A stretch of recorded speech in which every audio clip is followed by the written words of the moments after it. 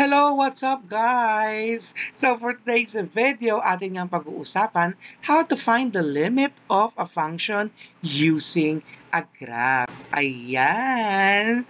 So, kung matatandaan ninyo in our previous lesson, no, ang limit ng function is exists if the left side value is equal to the right side value of the limit of the function.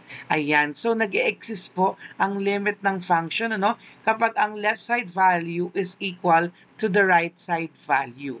But of course, if the left side is not equal to the right side value of the limit, ibig sabihin yan, ang limit ng function does not exist.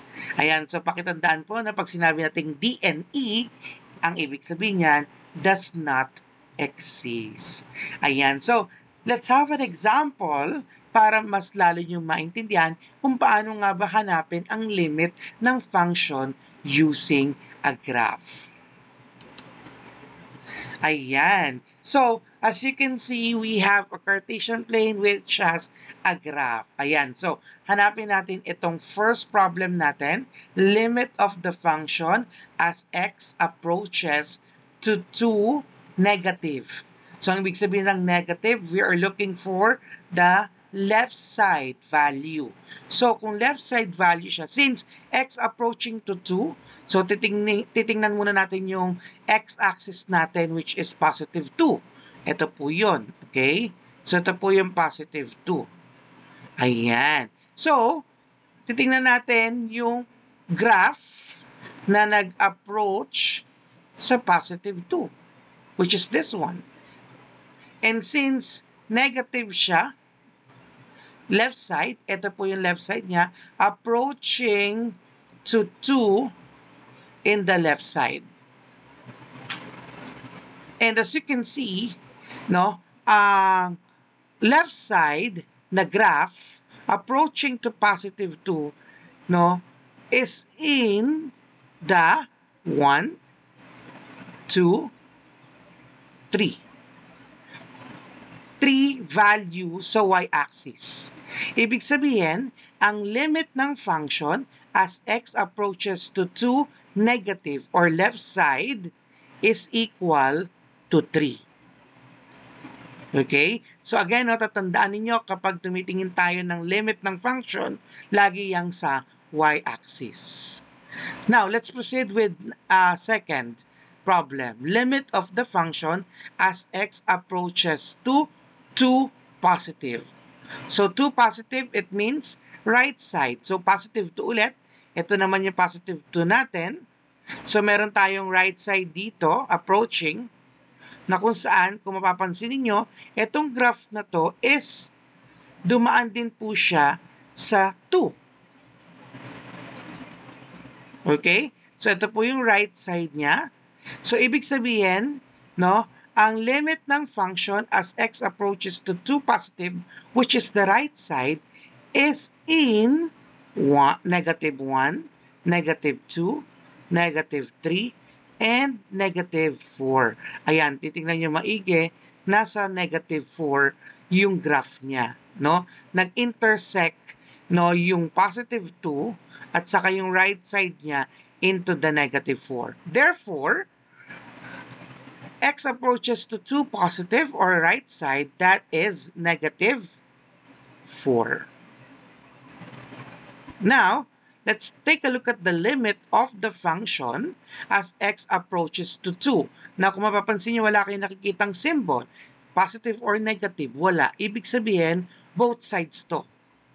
Okay? So, since, as you can see here, no, yung left side is not equal to the right side, ibig sabihin, ang limit ng function as x approaches to 2 does not exist. Ayan. So, let's have the last problem, f of 2. No, ibig sabihin, there is a value of x, which is a positive 2. So, tingnan nyo ngayon maigi kung meron bang tinatawag na closed circle sa positive 2. Ito po yung x natin, which is 2. And as you can see, there is a closed circle. Ito po, pag sinabi natin closed circle, it is a shaded circle. Okay? In mathematics, it is called as closed circle. So, ibig sabihin, since itong closed circle na to is in the positive 2 and it was intersect in the positive 1 in the y-axis, therefore, ang f of 2 is 1.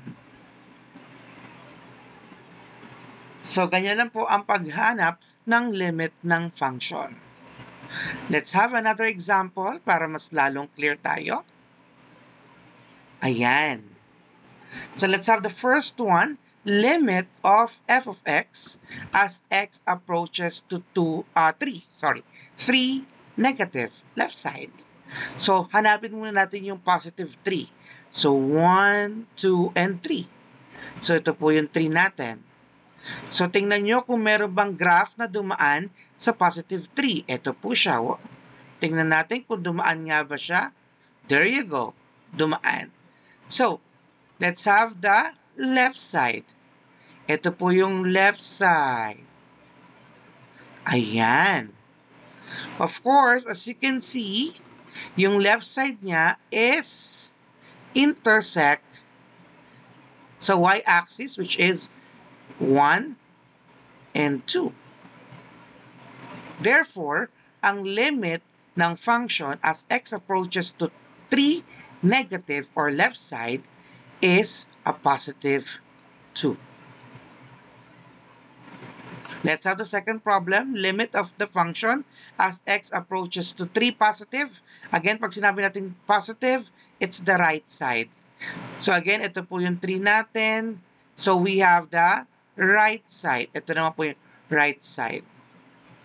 No, as you can see, still it is approaching of the y-axis, which is a positive 2. Still positive 2, therefore, ang limit ng function as x approaches to 3 positive, that is equivalent to 2 also. Now, since we have here the third one, limit of f of x as x approaches to 3. Again, walang symbol, it means both. Both sides. Ibig sabihin, as you can see here, no, ang left side is equal to the right side. Therefore, ang limit ng function as x approaches to 3 na walang symbol, that is equivalent to 2 also. It exists. And of course, the last problem that we have is f of 3. So there is a value of x, which is 3. Sa function, ito po yung 3 natin. So tingnan nyo kung may closed circle ba? Meron. Okay? So tingnan nyo lang kung saan siya nag-intersect into the y-axis. There you go. That is 1, 2, 3, 4. Therefore, ang f of 3 is equal to 4. In the next example that we have here, of course, in the first problem that we have, limit of f of x as x approaches to 2 negative. So, again, hanapin natin ulit ang positive 2. X approaches to positive 2. So, ito po yung positive 2 natin. So, tingnan natin kung meron bang graph na dumaan sa positive 2. So, meron. Now, hanapin na natin yung negative side. Which, again, pag sinabing negative, left side. So, meron tayong left side. Ito po. And tingnan natin kung saan siya nag-intersect sa y-axis. There you go. That is 1, 2. Therefore, ang limit ng function as x approaches to 2 negative or left side, that is positive 2. And let's have the second problem, limit of f of x as x approaches to 2 positive. So again, ito po yung 2 natin. Tingnan natin kung may right side ba approaching to 2. Meron. So, tingnan natin kung saan siya nag-intersect sa y-axis. And it is also in the positive 2. So, therefore, ang limit ng f of x as x approaches to 2 positive, that is 2. And now, for the third problem, limit of f of x as x approaches to 2. There's no symbol, meaning to say it is both sides. And of course, the left side is equal to the right side. Therefore, in this case, the answer is 2 also. The limit exists. Okay? And of course, for the last one, f of 2. So, tingnan natin. This is your 2. May closed circle ba na nakikita sa graph? Wala tayo nakikita ang closed circle in the 2. Positive 2. Since wala tayong nakikitang closed circle or yung tinatawag nating shaded circle, therefore, the f of 2 does not exist. So that is how to find the limit of the function using the graph. So I have here another example. And pwede nyo siyang i-post. And then, sagutan niyo muna for you to try yourself to look at the value of the limit. So, let's have the letter A. So, for the letter A that we have here, okay, the limit of f of x as x approaches to negative 1, negative. So, since negative ang symbol niya, we are looking for the left side of the negative 1. So, first of all, hanapin muna natin yung x approaching to negative 1. So, ito po yung negative 1 natin. So, tingnan natin kung may graph bang dumaan sa kanya or nag-approach sa negative 1. There you go. Meron po tayong graph. And since it is a negative, it means left side. May left side ba? Yes. Ito po ang left side. So, tingnan natin kung saan siya nag-approach into y-axis or saan siya nag-intersect sa y-axis. So, nag-intersect siya sa positive 2. Therefore, ang limit ng function as x approaches to negative 1, negative, the answer is positive 2. And for the letter B, limit of f of x as x approaches to negative 1, positive.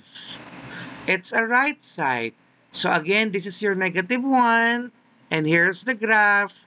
So meron tayong right side. As you can see here, is the right side. So tingnan ulit natin siya saan nag-intersect. So y-axis, it's also 2. So there you go. The limit of the f of x as x approaches to negative 1, positive, the answer is 2. Now, for the letter C, limit of f of x as x approaches to negative 1. There's no symbol. Meaning to say, it is both sides. And based on the graph, as you can see, the left side, ayan po, ito yung left side natin, ito yung right side natin, parehas silang nag-intersect dito. And it happens na yung pinag-intersect nila is in the y-axis, which is 2. Therefore, ang answer sa letter C, limit of f of x as x approaches to negative 1, the answer is 2. Okay? So, dyan yung makikita yung ating nag-e-exist yung limit ng function. And as what I have mentioned a while ago, if the left side is equal to the right side, no, the limit exists. So, kung ang left side is 2, Ang right side is 2.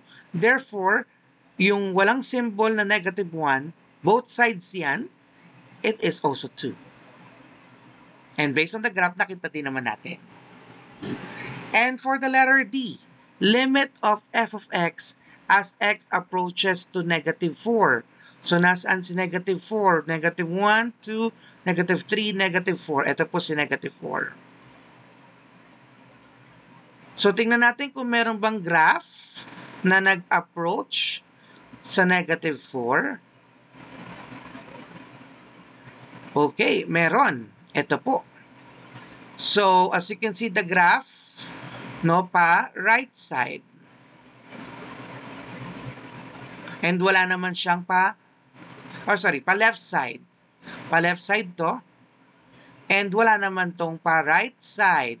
Tama? Walang pa right side. And still, meron pa tayo isang graph na nag-approach din or dumaan din sa negative 4.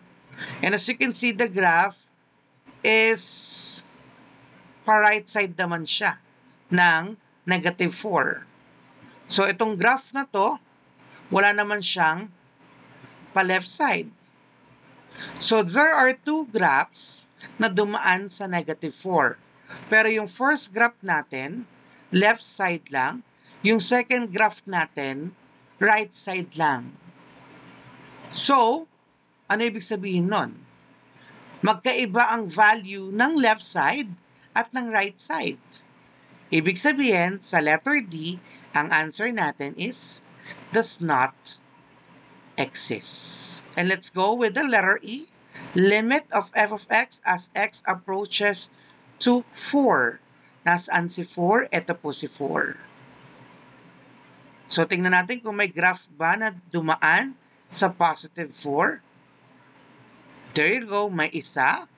And as you can see, ang approaching niya sa 4 is pa right side. And as you can see, meron pa tayong isang graph na dumaan sa 4 at ang approaching niya towards the 4 is pa left side. So as you can see, dalawang graph ang nag-approach kay positive 4. Pero yung isang graph, right side lang. Yung isang graph naman, or yung pangalawang graph naman natin, is left side lang. So ibig sabihin, magkaiba ang left side at magkaibang left side, magkaibang right side. Ang ibig sabihin, for letter E, ang limit ng f of x as x approaches to 4, ang sagot is does not exist also. So there you go guys, no? Ang paghanap ng limit ng function using the graph.